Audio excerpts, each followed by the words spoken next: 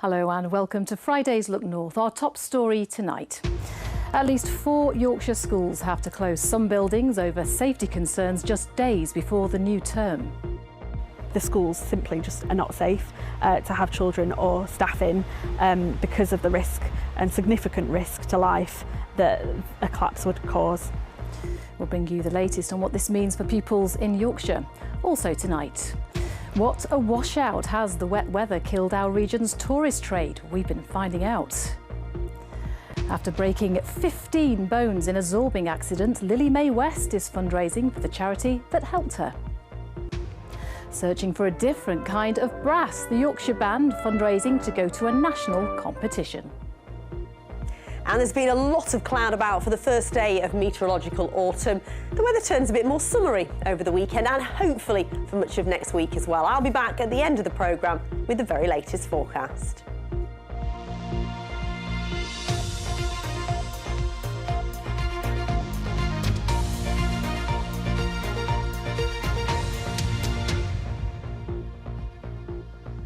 Good evening and thank you for joining us. Now, just days before pupils in our region return to the classroom for the new school year, and at least 4 schools in Yorkshire have had to close some of their buildings over safety concerns.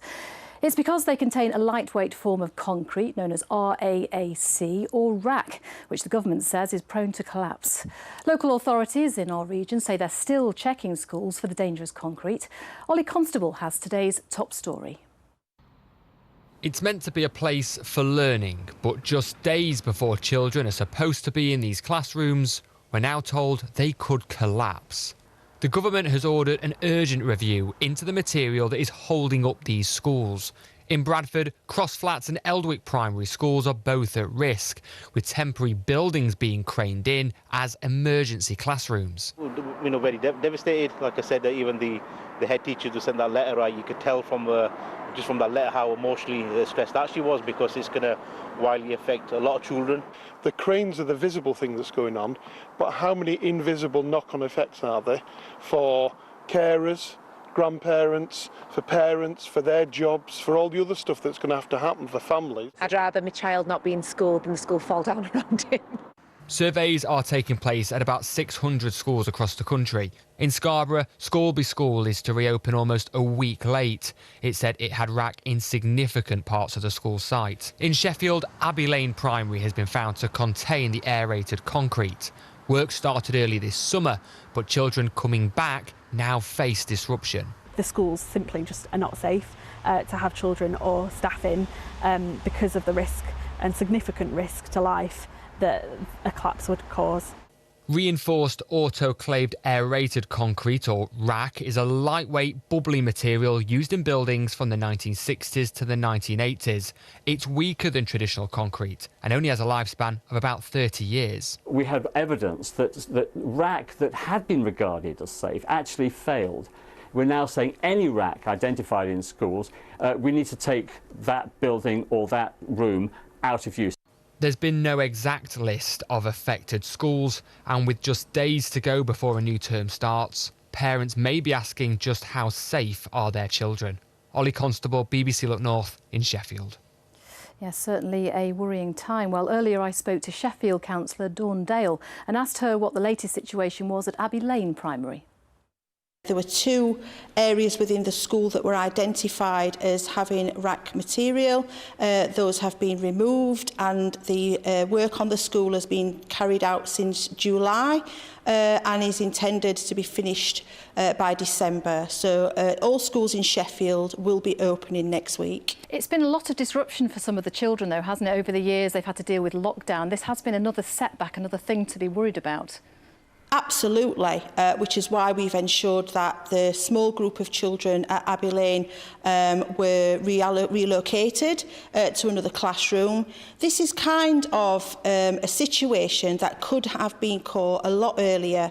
And like you say, children across the country have faced enough disruption. So our absolute main priority in Sheffield is to ensure the safety of our children and the least disruption as possible. And this is obviously going to come at huge expense. Who's paying for it? So it's the council that are paying for this. We've allocated £620,000 for this piece of work.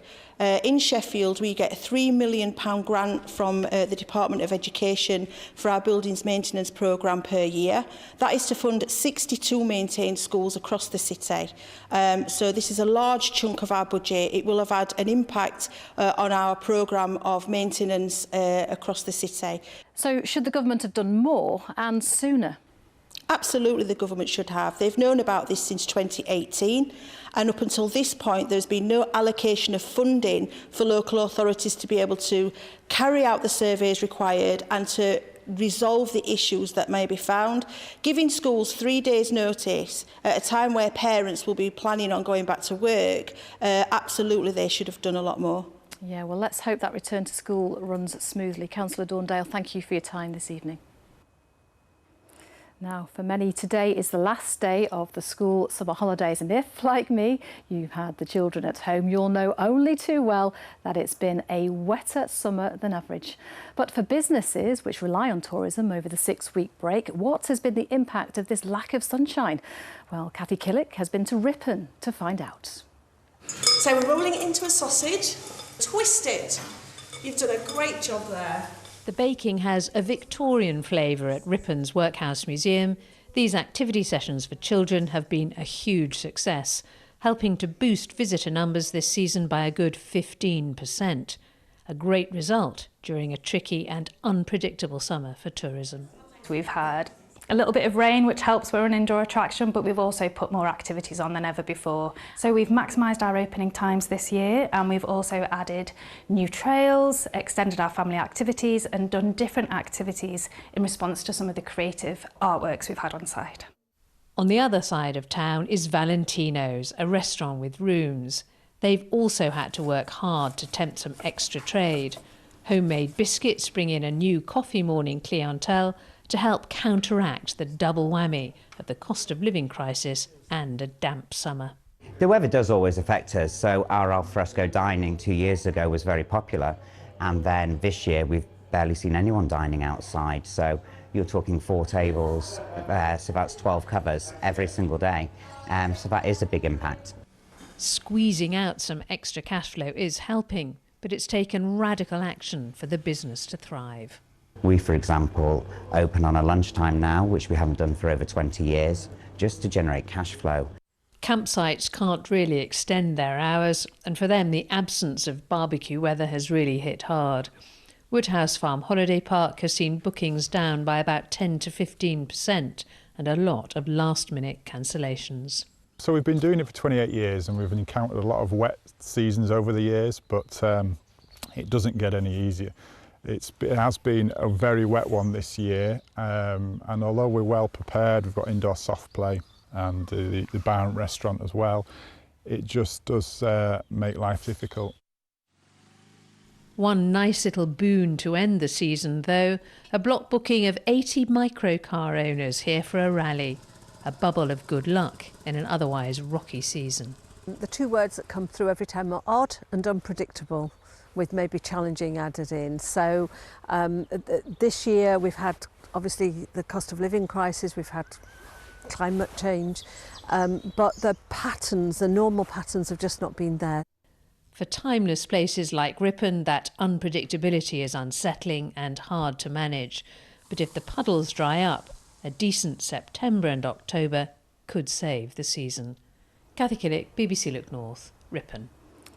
Yes, finger crossed for some sunshine. Now you're watching Friday's Look North, still to come on tonight's programme.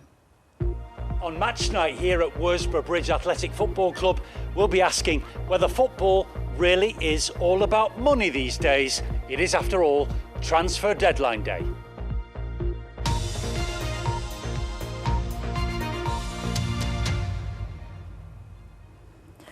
A huge swathe of Yorkshire peatland is being mapped and surveyed for the first time as plans are made to restore it. Scientists believe the ability of peat to absorb and store harmful CO2 has been underestimated and that peat can play a big role in tackling climate change. Here's our environment correspondent, Paul Murphy. On the moorlands of East Yorkshire, Mark is on a mission. So we use the GPS to capture what we call ground control points. He's surveying more than 10 square miles of plant life and the peat that grows on it. We're working in collaboration with Natural England to actually understand what those important vegetation types are, which are an indication of the health of the peatland. Peatlands are doing nothing less than helping our planet function. In fact, this boggy landscape of decomposing plants is something of an unsung hero in our battle against climate change. It absorbs and stores huge quantities of carbon dioxide, one of the gases that's causing global warming. The great advantage of peat, if it's in good condition, it will grow. And if it grows, what it's doing is taking in layers of carbon from the atmosphere in each one of those little increments. Yeah? So every year, a little bit more moss is stored underground, and it grows and grows and grows. This survey is on a huge scale. Images from aircraft and from satellites are identifying areas of peatland that need help, perhaps more water or just protection from human activity.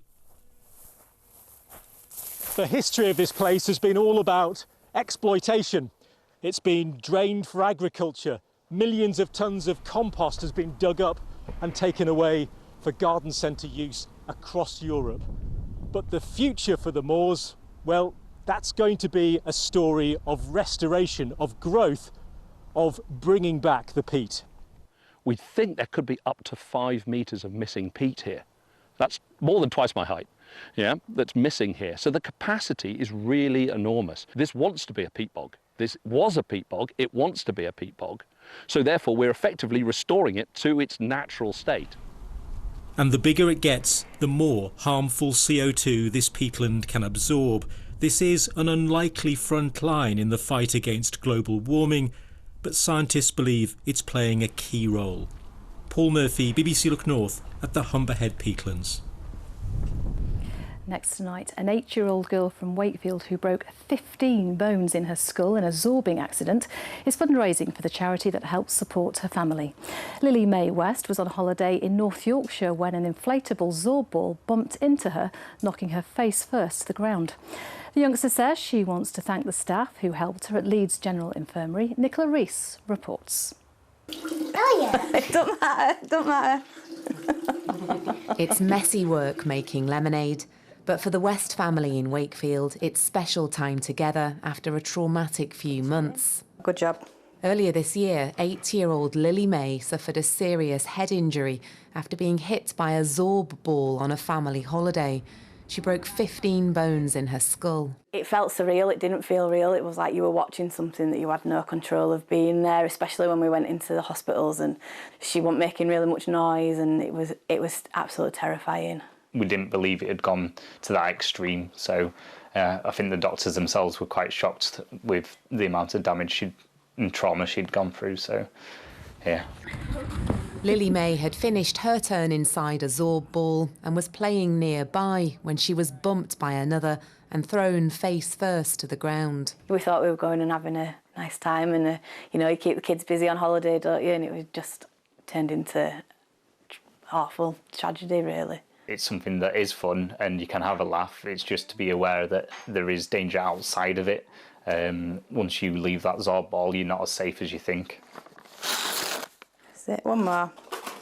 The lemonade was Lily Mae's idea to thank those who helped with her recovery. Today she set up a stall raising money for the trauma centre at Leeds Children's Hospital and for the charity that supported her family. So you're hoping to raise lots of money, and where's it going to go?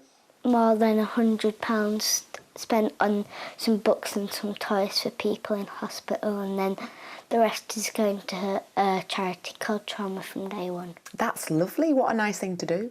They just do so much, and we just want to give back and say thank you to everybody that's helped her, really, because she's had a lot of support from a lot of people, so we just want to say thank you.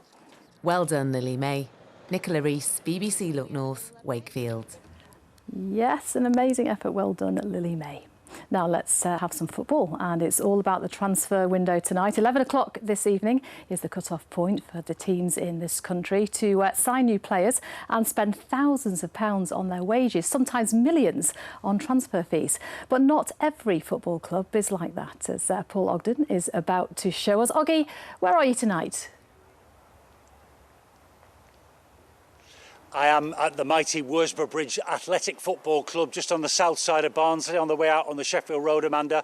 A place familiar to many people across Yorkshire, even if they've not been to the club.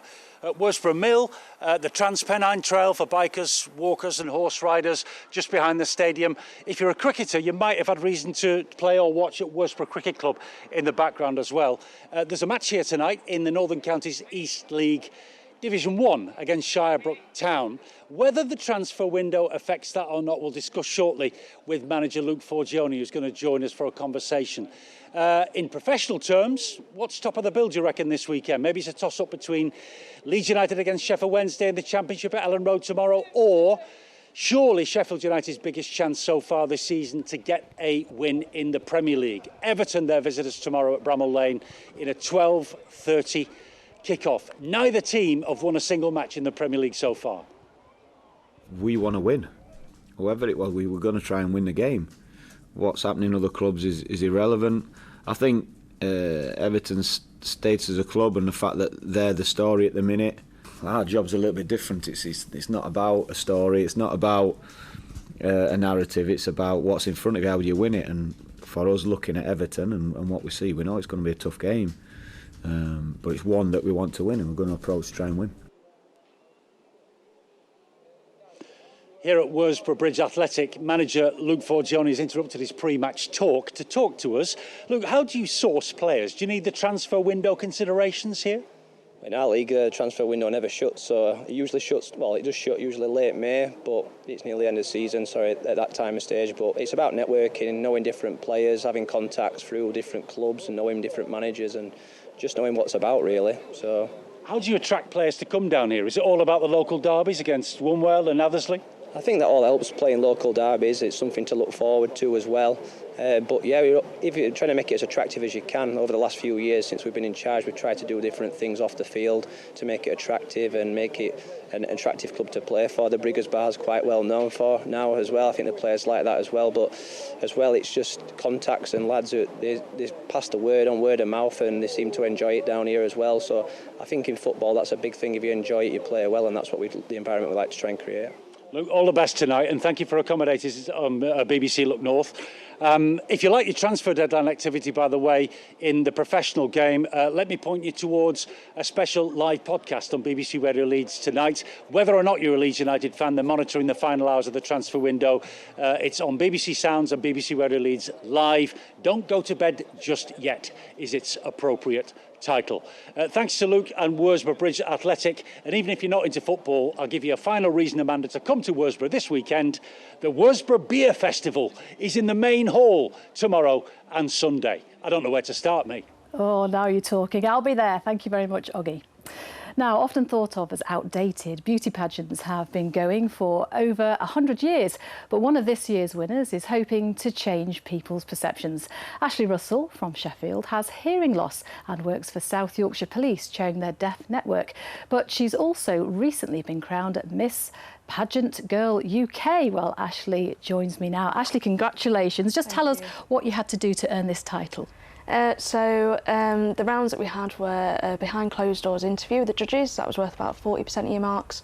And then a jeans and t-shirt round, so not what people expect at all. No bikini? No bikini at all, no bikini. And then an evening wear round, and they were both worth 30% of your marks. So that's all the rounds that we had to do. And this is a particularly special achievement for you, isn't it? Yeah, I mean, I was the first Ms Pageant Girl. It's the first time that I'd done that category. And I'm the first deaf winner as well. So for me, that's incredibly important to get deaf representation out there. Absolutely. So you're going to use this title, aren't you, as a platform to educate people? Yeah, on my Instagram I do lots of different kind of campaigns and awareness things to raise awareness about what deafness actually is. A lot of people think deafness is silence, but it's not. It exists on a spectrum, so the more that we can get people to understand that, the better, I think. And talking about how the competition went, we have to show this footage, I'm sorry. I mean, it makes me think of a Naomi Campbell straight away, but if we just take a look at this, in the competition, there was a little totter, wasn't there? Here we go, whoa, but look at that. Beautifully recovered. And I suppose that's a classic example of how you judged, isn't it? How you deal when things don't go quite according to plan. Yeah, I'd never fallen on stage before in rehearsal or on the actual show, and then I folded like a deck chair, but I got back up and I carried on, and it showed that I was still enjoying myself despite the little tumble down the stairs. Yeah, it's a good lesson for life that we all could learn from that. So tell me about what you're going to be doing over the next year, because it's a year-long title, isn't it? Yeah, so I've got it now until next July. So during that time, I'm running a campaign called Listen In, where I'm trying to encourage people to get regular hearing tests. We test our eyes every couple of years, so why not your ears as well? So I'm running that, and then I also work quite a lot with Doncaster Deaf School in association with working with the police as well, and I'll be running a half marathon next May for them. I'm not normally a runner, so it's going to be a challenge, but... You're a proper superwoman, aren't you? Now, we can't not notice this beautiful crown any longer. Can you put it on for me? Let's see the full effect. It's quite heavy, isn't it? It is. I've got is proper quite heavy. sparkle envy. Let's have a look. And it just sits very nicely. That's absolutely like that. Stunning, and you are beautiful. I know it's Thank not all you. about the beauty, but a worthy winner. You look fantastic. Thank you very much. Thank you very much. Now, let me just take a look at my scripts a second. Hang on. There we go. Do you remember the film Brassed Off? Well, a real local brass band in Sheffield is facing a similar situation. After winning the Yorkshire finals, Bridge Brass Band have been invited to take part in the national competition in Cheltenham. It's just 2 weeks away, but there's one problem. It costs £8,000 to get the band there and back, and they're struggling to raise the funds. Corinne Wheatley is there for us tonight. Corinne.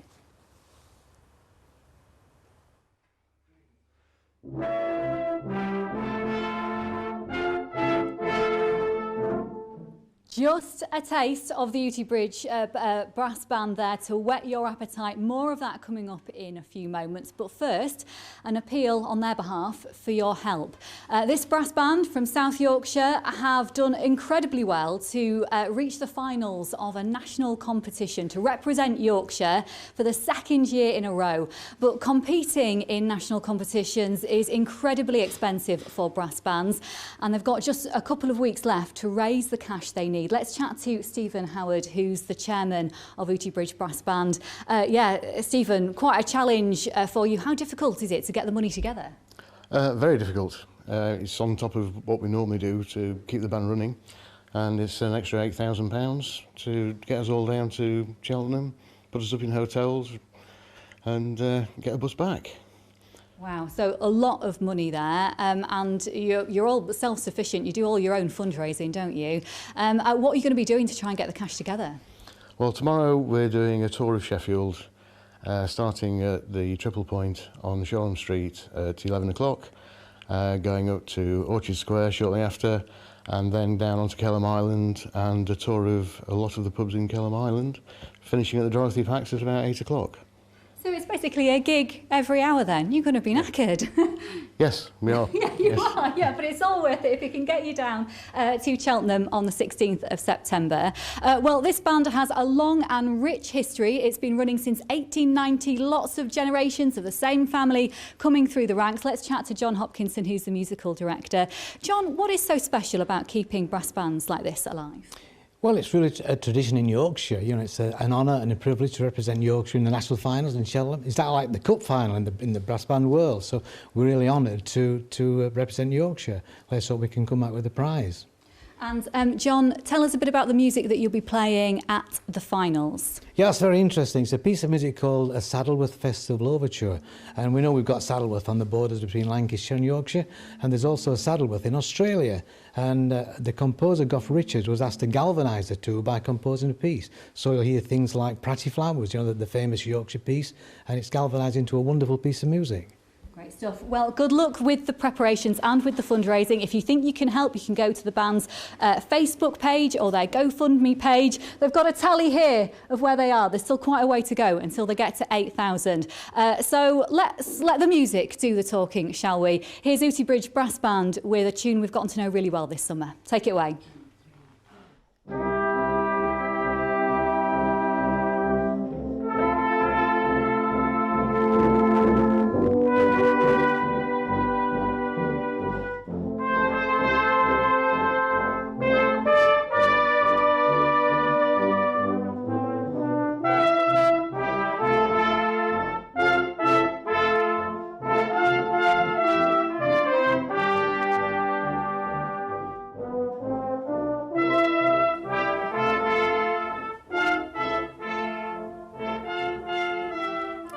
fine-tuned. Let's hope they can get to Cheltenham. Now we're on to the weather prospects. Keely, we saw in Kathy's piece there that it's been a pretty rotten summer, hasn't it? Yeah, absolutely. So today is the first day of meteorological autumn. We've said goodbye to summer.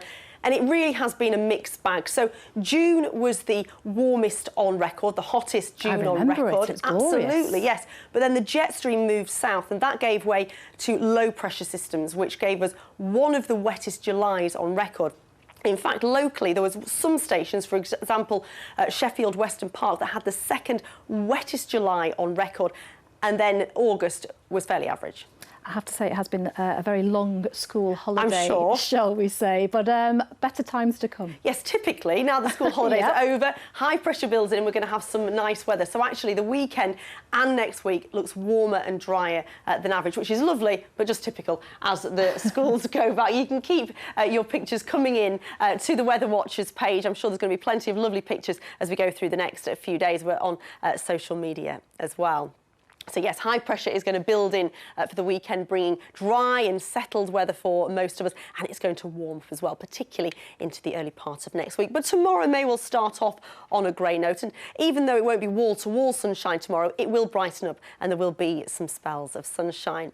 So here's this area of high pressure. It's moved in from the Azores, and it may well be that for much of next week we have dry, settled weather with temperatures above average for the time of year. They'll creep up as we head through the next few days. We've had a lot of cloud today. It continued to produce rain and drizzle at times across parts of North Yorkshire. Elsewhere, it did brighten up a little, but we will have a lot of cloud as we go through this evening and overnight. It still could produce some rain or drizzle in places, some mist and murk developing out there too, and temperatures staying on the mild side, only dropping back to 12 or 13 degrees. Let's have a quick look at those high water times in Filey at 6:25. So we may well start the day for many of us on a bit of a grey, even a damp note, but I think that cloud will thin and break and sunny spells will develop. The very small risk of the odd shower, but for most places it does look dry and bright come the afternoon. As I mentioned, not wall-to-wall sunshine, but some good sunny spells with temperatures at 21 or 22 degrees. Some fog locally on Sunday. This will lift for a dry and a fine day with plenty of sunshine, Amanda. Finally. Thank you very much, Keely. That is it from us. We'll both be back with the late news and weather. Hope you can join us then. But whatever you have planned, do have a lovely weekend. Goodbye.